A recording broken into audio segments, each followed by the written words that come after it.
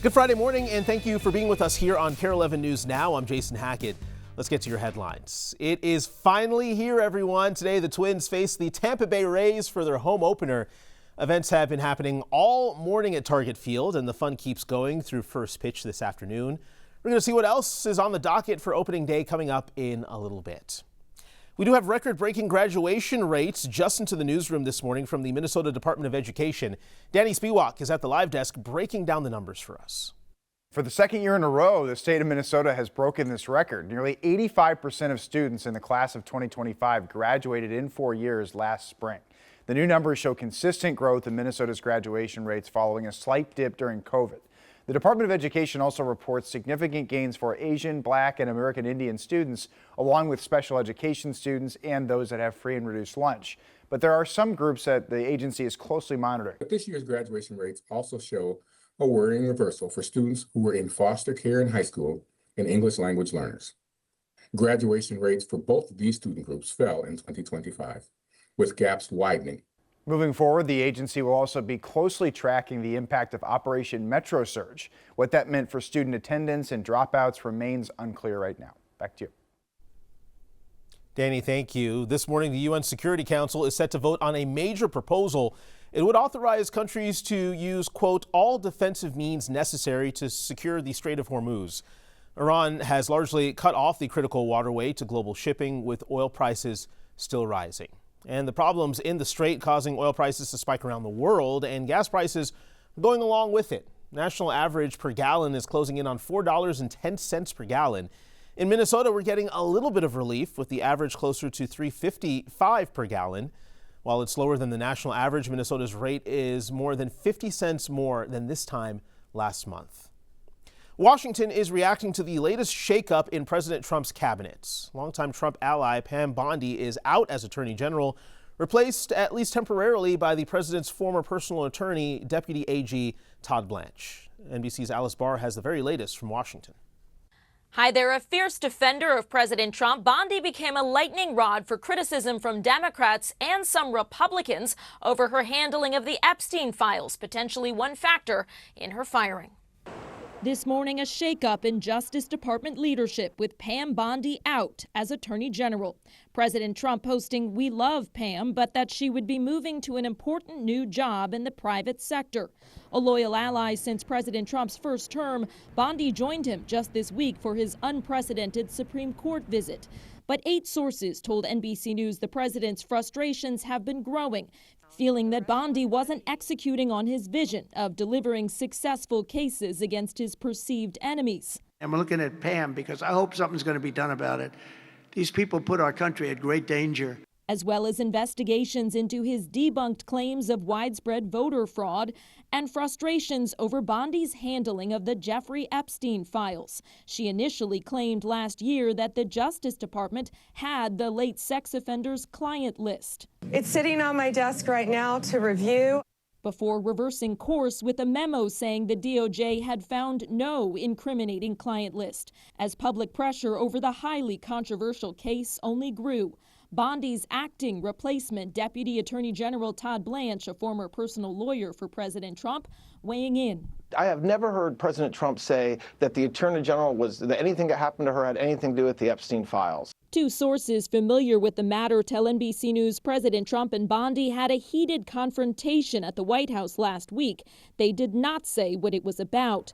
Bondi now the second cabinet secretary ousted in less than a month. Bondi said in her own post she was thrilled to continue fighting for President Trump in her new role. A congressional committee recently subpoenaed Bondi to testify about the Epstein investigation. The committee spokesperson said the chair is now reviewing next steps as the family of a prominent Epstein survivor pressed for Bondi to, quote, do right by survivors this time. In Washington, Alice Barr, NBC News.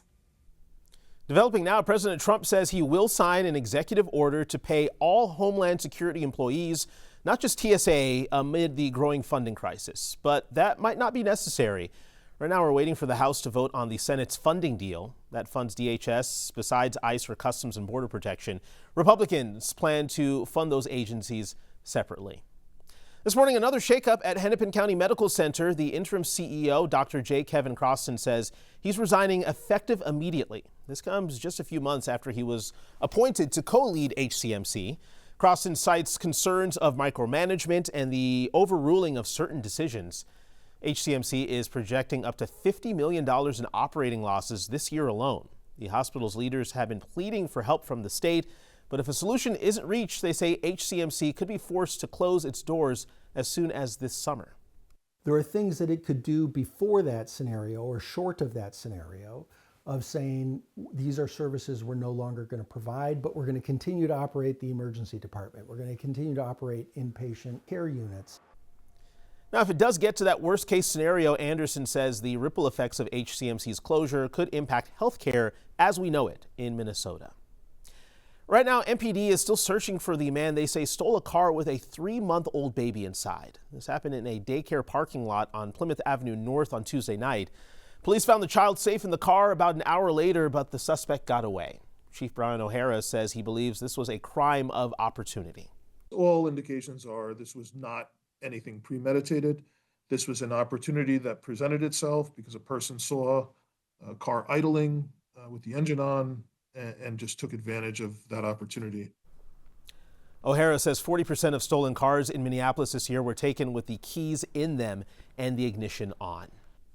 It's a big day for the WNBA, with several players across the league about to find out if they're joining one of two new teams, the Portland Fire and the Toronto Tempo. There will be 2 rounds in the expansion draft, with both teams selecting from a designated pool of available players. So this means the Minnesota Lynx could lose up to 2 players. Each existing team can only protect 5 of its players. The draft starts at 2:30. Well, right now we are just hours away from first pitch of the Twins home opener, and the festivities are already starting at Target Field. Julia Daniels is there with what fans can expect leading up to the first pitch. I am actually here with a very special guest. We have the Senior Vice President of Communications for the Twins, Dustin Morse. You've probably seen him before, but today, Dustin, feels like a holiday. I agree. It's a day we've all been waiting for.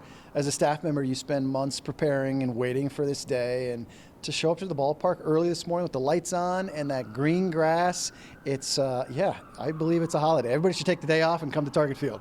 It's been a long time coming for you. I mean, for those of you that don't know Dustin's background, Dustin is with the team basically on the roster at this point, as much time as he spends with them. So what's getting you excited about this roster this season? You know, there's a lot of newness to this team, a new feel, a new energy. It starts with the manager, Derek Shelton. He brings it every day. He's a great communicator. He's got these guys buying in.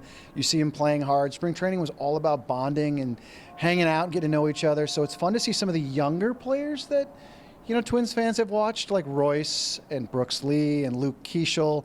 Matt Wallner kind of takes center stage this year alongside, Byron Buxton and Joe Ryan. So it's a great roster, great group of human beings, too. I think Twins fans will fall in love with a guy like Josh Bell, who's just an awesome guy. And he's starting to hit some home runs, too. And Ryan Jeffers behind the plate is kind of the ultimate team captain that kind of runs the show a little bit. And I'm really excited, too, to bring back a guy like Taylor Rogers. It's fun. It was fun to work with him before. It's fun to work with him now. He's about to get his 10 years of service time, along with Byron this year and Josh Bell. So we've got some veterans, but also some young players with some fun energy.